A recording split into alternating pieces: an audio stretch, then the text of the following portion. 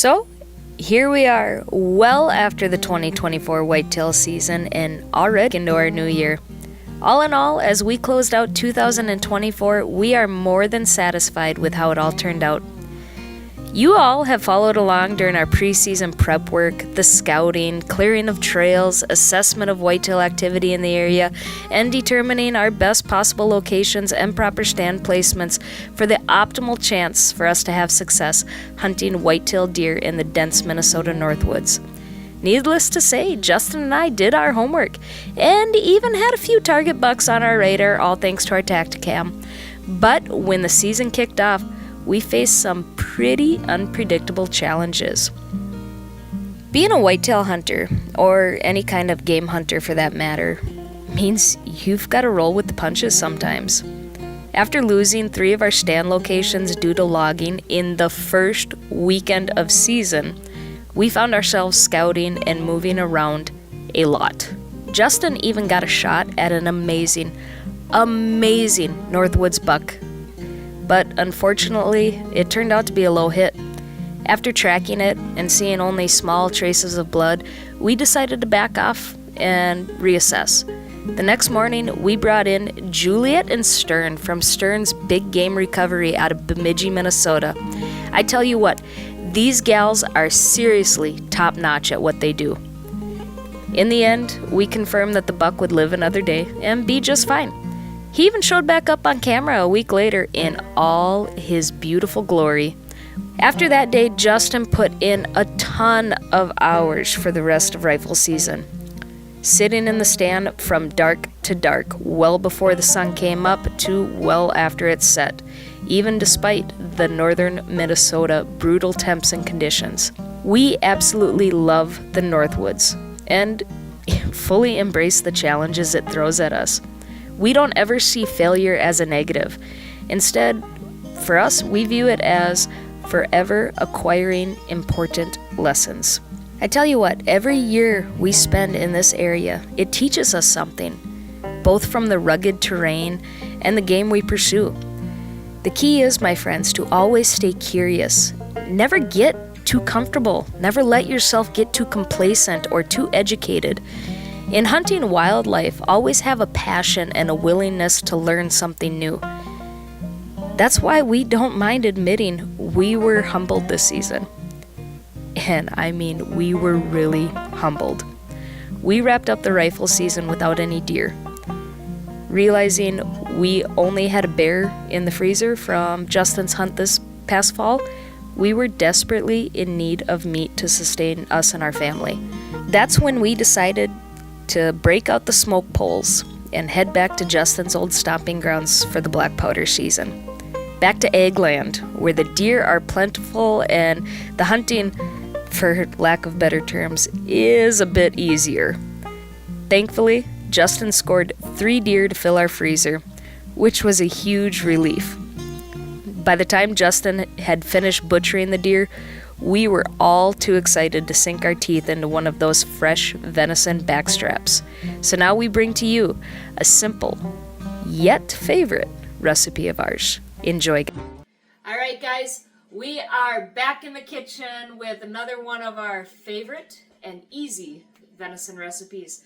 And everybody's favorite, it should be, venison backstrap. Justin pulled this fresh off one of the deer that we had hanging, so we're getting ready to cook it up tonight. The recipe I'm doing, not a lot involved in it. Really simple recipe, fairly quick, fairly easy, and a lot of flavor. So this is going to be just a general seasoning rub. In here I have chopped rosemary, a little bit of minced garlic. I have some onion powder, smoked paprika, black pepper, and salt. Really, really easy. You can do this a couple different ways. Sometimes I soften butter and I mix it right there, just make an herb butter blend and I completely coat it. We're being a little bit more health conscious, I guess, so we're going to use the olive oil. And this will help the seasoning stick to the meat a little bit better, also keep that moisture in the meat. So you're going to give it a nice even coat of just extra virgin olive oil on both sides. And what you do, you just grab this. Now, if I was using the butter, what I would do is I would soften, not melt, a stick of butter and put that right in here and just mix it up. And both is good either way.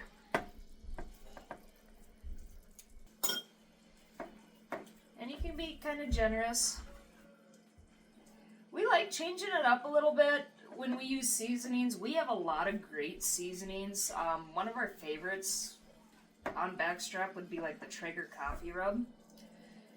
But this one, paired with the balsamic, with the rosemary and the garlic in there, really, really adds to the flavor profile of the meat itself, which is what we like.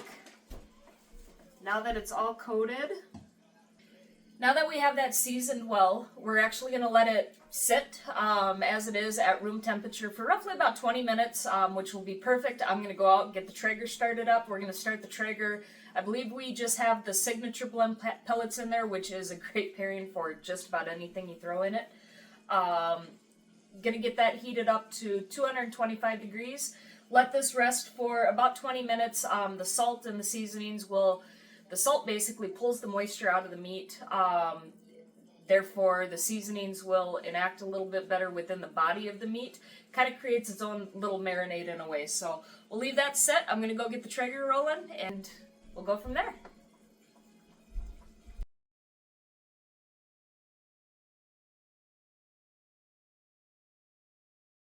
So while that rests, the Traeger's preheating right now. We're going to kind of get to work on our sides.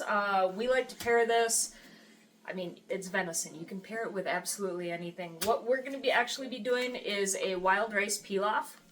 And then simple follow package instructions. We actually prepare ours in either vegetable or chicken broth and everything just for that added flavor. And then we put in, this is some of this season's harvest of our morel picking that we dried out. We're going to be adding in our wild mushrooms to the wild rice. So we're looking forward to that. I'm not going to go into a whole bunch of details on the sides because you can really add in or have whatever you like. Mashed potatoes and gravy always goes good with everything. All right, so we just pulled this out of the Traeger. The key for us with anything is low and slow. For the most part, anything. With this, like I said, I kept the Traeger at about 225. I did bump it up a little bit because it is kind of chilly out. Brought it up to 130 internal temp. Now we're going to let it rest for about 10-15 minutes. It's always important to let the meat rest prior to slicing it or anything because it's going to continue to cook and you want to reserve a lot of those juices. So with that, we're going to let it rest for 15 minutes, get the rest of our stuff going, and we'll be ready to plate in no time. Alright, so we're past our resting period. Now we're just going to get it sliced up, glazed, and ready to plate. Alright, so that nice red is kind of what you're looking for. Anybody that tells you that, wild game needs to be cooked well done, they're lying to you. We cook most of our wild game to medium rare. Look at the beautiful juices in there. You still have a nice, moist meat. Alright, so I've glazed this type of loin in many different things before. I do a blackberry reduction, a port wine reduction. Right now, just for simplicity, I have a store-bought balsamic glaze. This is actually one of our favorites, and we use it a lot. Now that the meat is cut, prepped, all you're going to do, simple glaze like that. Alright, there we go. Plated, ready to go, and I'm hungry. As you can see, this is a super, super simple recipe. Both the wild rice, morel mushroom pilaf, and the glazed venison loin. Easy enough. Anybody can throw this together, and yet it looks as elegant as a meal that you'd get at any 5-star restaurant. So we're going to sit down and eat, and I think we're going to be decorating a Christmas tree tonight, so I'm hungry. Thanks for watching, guys! Say we're gonna keep more videos coming your way, and who knows what's gonna be on them. So if you like what you just seen, wanna see more, then join us along on all of our adventures by hitting that subscribe button. And don't forget, get out there and break the chain of routine.